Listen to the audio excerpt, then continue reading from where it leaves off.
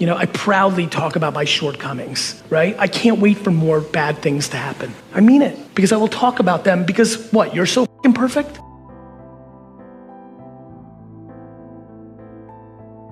Nobody you know has become successful outside of it being given to them from their family. Nobody you know has actually created success without working their face off. It doesn't exist. So you can sit and talk about luck, and you can sit and talk about this, that, or the other thing, but I promise you, the only controllable thing you have is your work ethic. So, going back to the beginning of my talk, you need to deploy serious self-awareness and figure out who you are. I implore you to start matching your work ethic and your actions to your mouth. If you're gonna be a billionaire, you need to realize that most people that create $1 billion worth of wealth don't do anything besides work every single day of their 20s and 30s. All of them. Every person that works at VaynerMedia has taken more vacations in the last 13 months than I did in my entire 20s and early 30s. My family went on 2 family vacations my entire childhood. The best way to become successful is to get the most out of every day. Motivational speaker GaryVee says that the best way to become successful is from your work ethic. You have to hustle daily. So become self-aware. Who are you and who do you want to be? How hard can you actually work to reach that? Take on responsibility. Don't blame other people for your shortcomings. Be accountable for your own weaknesses. No one is perfect, so be responsible for your flaws. Learn to genuinely handle judgment. People will always pass judgment on you, but you can't care about their opinions. You have to find a purpose that drives you. So how can you get the most out of your day? Hustle and work hard and never give up.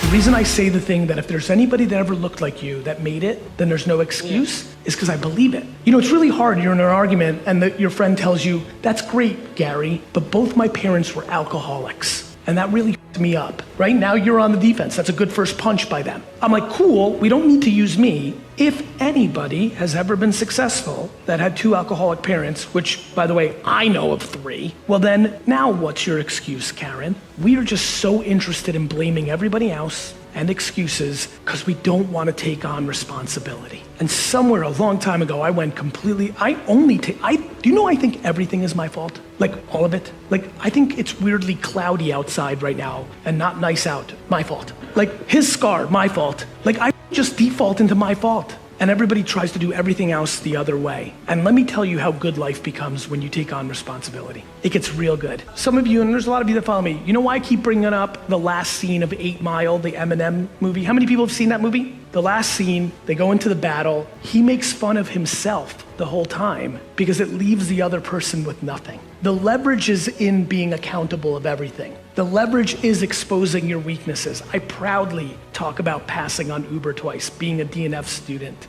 I sit in rooms every day, and you guys know I love to sit with kids and jam and do shit. Almost every day, I have a situation. Every month, I will meet at least one person that's gonna cry to me that they don't have anything and it's hard, and they didn't get lucky and they got nothing and it's hard. And then I will equally have dinner with somebody else who will tell me that it's hard and difficult. Happened today downstairs because they had too much. They're not hungry because their parents did everything for them. Their mom and dad fucked them up because they gave them too much. Which the people that have nothing, a bunch of you just sat. I've had people who have $50 million trust funds cry to me at dinner that their life sucks because they've never fought for anything, they never did anything, and they don't have any purpose, and they're lost, and they're suicidal.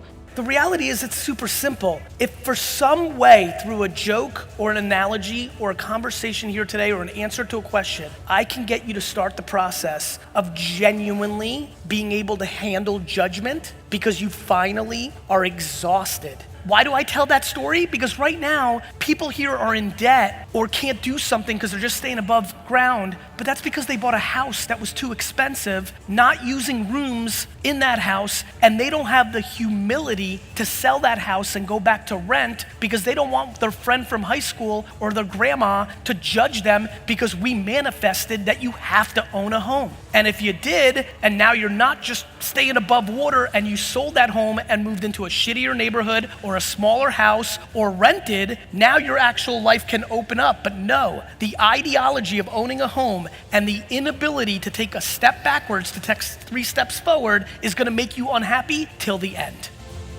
Thank you for watching, and please don't forget to like, comment, and subscribe.